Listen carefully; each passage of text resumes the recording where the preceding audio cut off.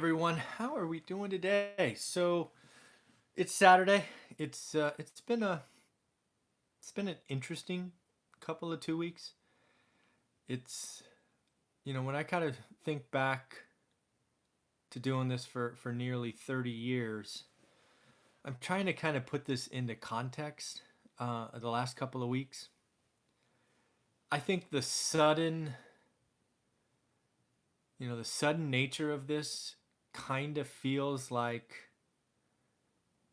the first couple of weeks after the tragic events of 9/11. We were clear. I guess I'll speak for myself. I was obviously not ready for it. You can't be. It was. It was a couple of weeks of frankly sitting in front of the TV, kind of trying to figure out what things are going on. Hey, good morning. Um, but and then it kind of also feels a little bit like the financial crisis in that we weren't kind of sure what to do, right? We weren't, the dominoes were falling, they were appearing to fall faster. And at least in our lifetime, we'd never seen something like that before. So the last couple of weeks have been very much like that. But I wanted to be very clear that while both of those events were tragic, had deep and lasting impacts on lots of people, um, they also proved to be tremendous buying opportunities if you were able to buy and you had a long term view. I'm not certainly not saying run out and buy stuff on Monday, but what I am saying is it might be time to start generating a shopping list. It might be time to start thinking about what you want to do and what you might want to own for the next 5 to 10 years, because these kind of one-off black swan events like 9/11, like the financial crisis, while tragic and deeply, I don't know, sad, worrisome, whatever it happens to be, they're short in duration. So if you're in the stock market, I suggest you kind of first ask yourself, you know, are you, how do you feel today, right? The one thing that I'm fairly certain of is this longest bull market, the last 12 years or so.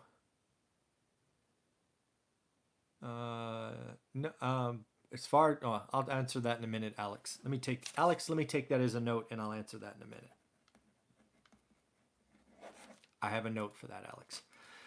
So first off, what was I saying? Oh yeah, first off, look yourself in the mirror. I think the last 12 years of this longest bull market ever, it has gotten some folks a little complacent, maybe cocky.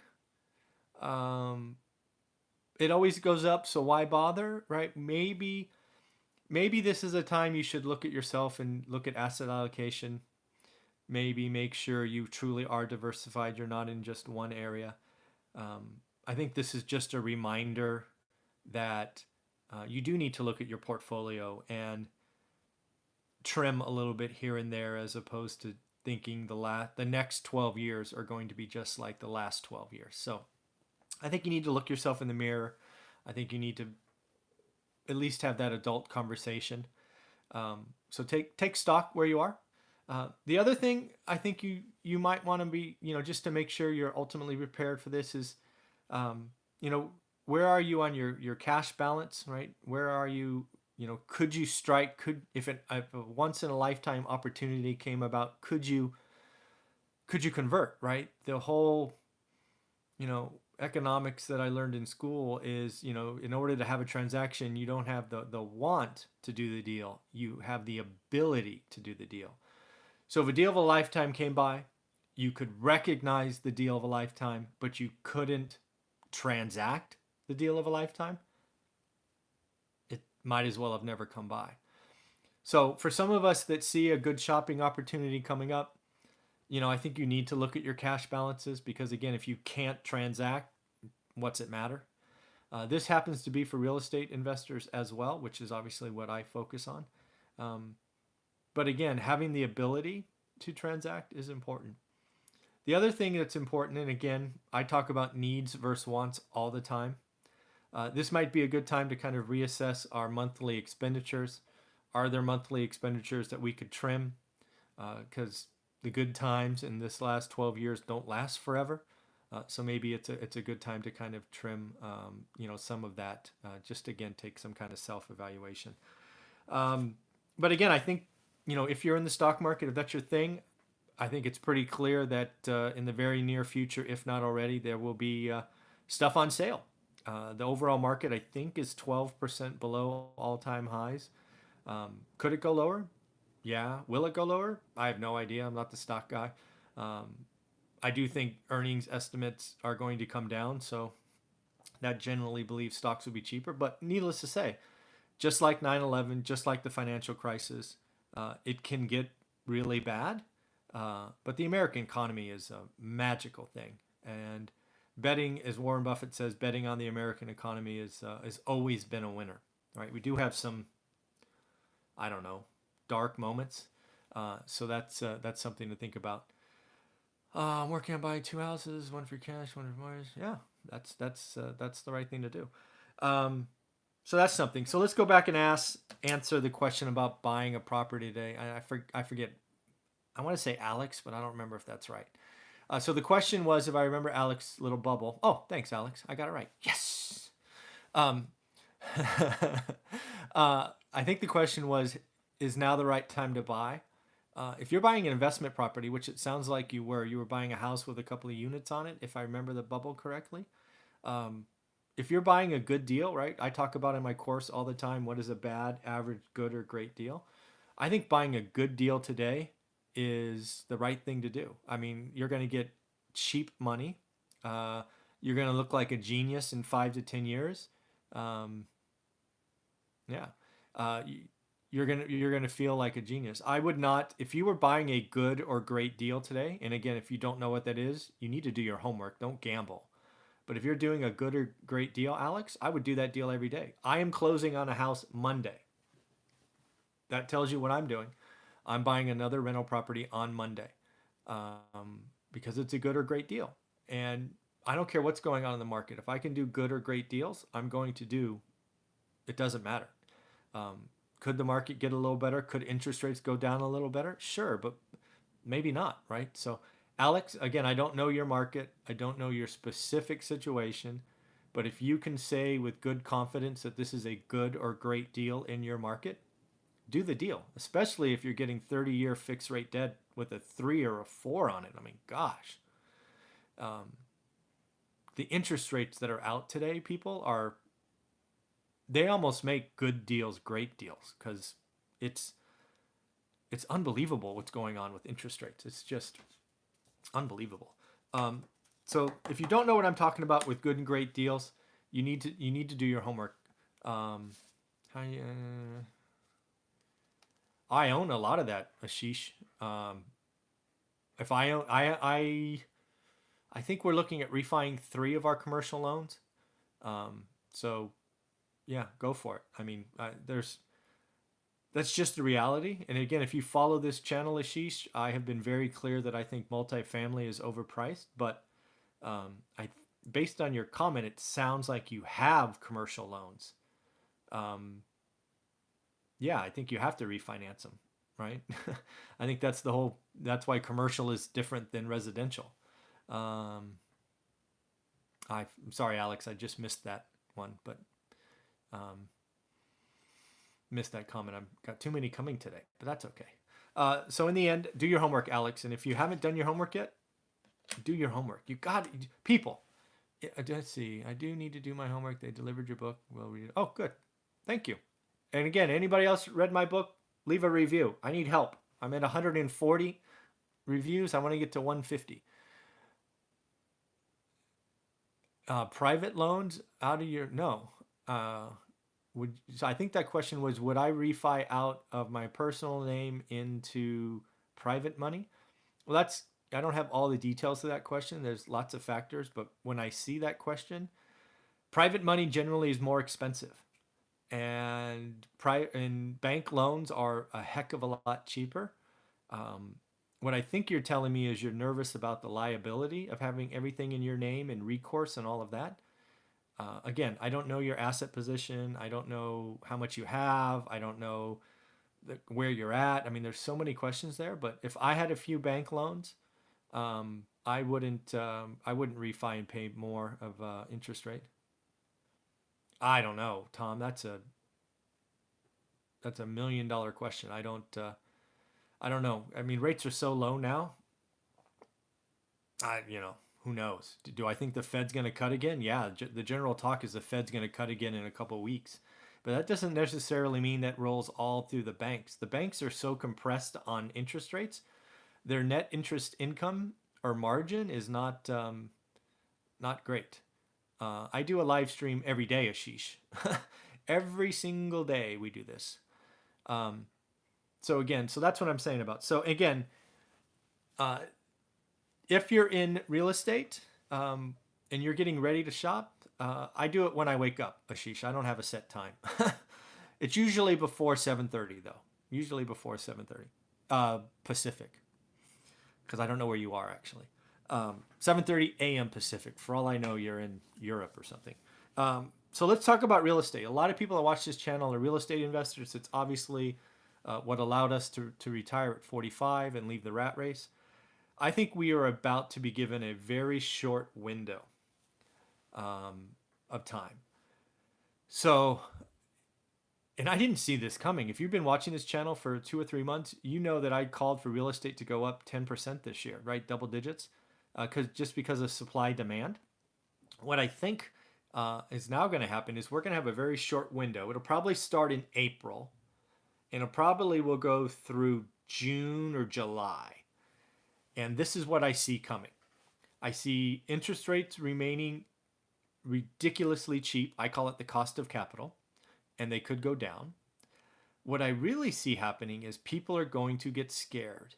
And I say this with fairly good confidence as I invested, as I wrote in my book, right? If you haven't read it, read it. And if you've read it, leave a review, please. I've invested in a market where people got scared, and I can see it happening already. And when this happens, there's two things that are going to happen this time. First off, last time this happened, inventory exploded because banks owned everything. I don't see that happening this time. I think if you are a seller and you don't have to sell, I don't think you're going to list your property, right? So I don't think inventory is going to run up. I don't see that happening, right? Why would you sell in this market, right? No open houses. You don't want people coming through touching your stuff. It's just not going to happen. But life events happen. People pass away, jobs move, people get divorced, people buy stuff they can't afford, pre-foreclosure. I see tremendous opportunities coming from people that have to sell. And what is hard to do in a hot market like we've been in for 2 or 3 years, it's hard to find those people because they're kind of hidden in the noise of all the listings and activity. And most of the time, they get bid up because there's just so many people. But what's going to happen now is those people that have to sell are going to list because they don't have an option, and there will be less buyers. And I think there's going to be less buyers for two reasons. One, owner occupants are going to stop looking. They're just going to stop. It'll be like the stores are closed. I'm out. But second, I think investors are going to stop. Investors are going to get nervous. Investors are going to want to conserve cash. And it's going to be a great time for folks that have done their homework. I will be making more offers, more significantly below list price, starting probably in April, because I've been here before. So I've done my homework. I know how to create deals.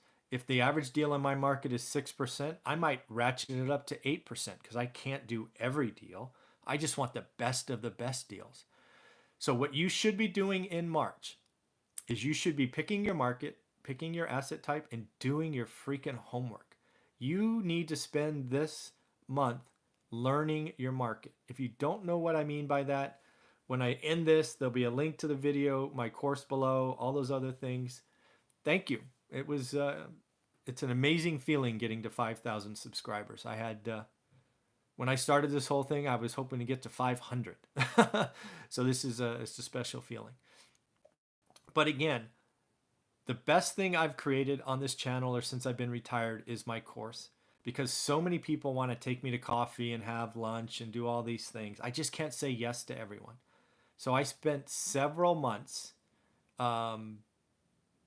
Yes, there is. If you have a coupon code for my course, yes, there is a discount code. In fact, I'll give it now just because. If you want, the best coupon code I have is book20. So book, BOOK20. It gets you $20 off, and I will sign and send you an autographed copy with my special inscription.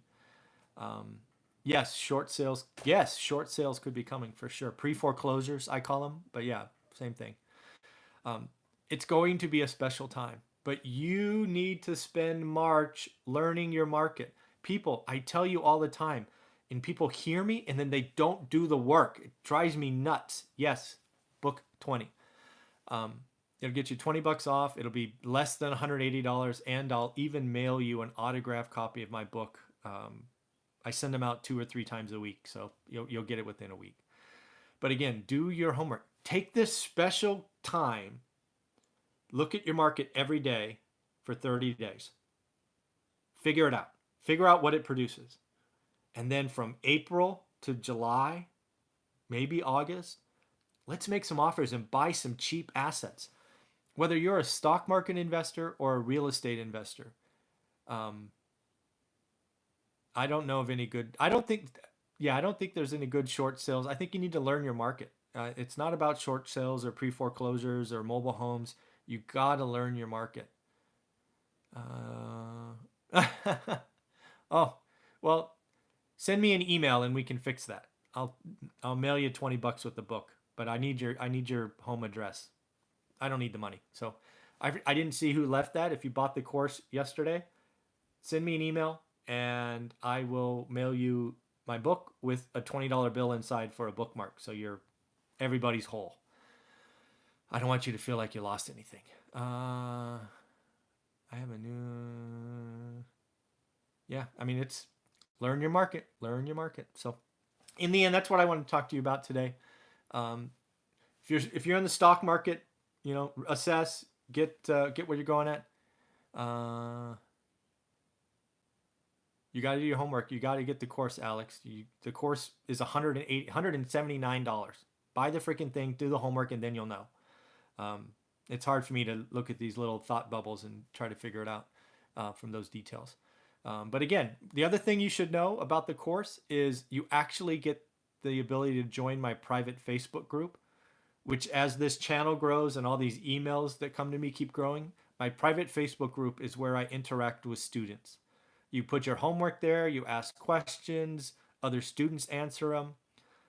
So realize if you want my mentoring, right, which I get asked for all the time, you can, that's the best way to do it, is in that private Facebook group. So in the end, read that book, One Rental at a Time. It talks about investing since 2003 and how we went from one house to financial freedom, including buying opportunities. It talks about learning your market. The course I have is the best thing I've created because it has helped students focus, because it's not about the shiny objects, people. It's not about short sales or pre-foreclosures or mailers or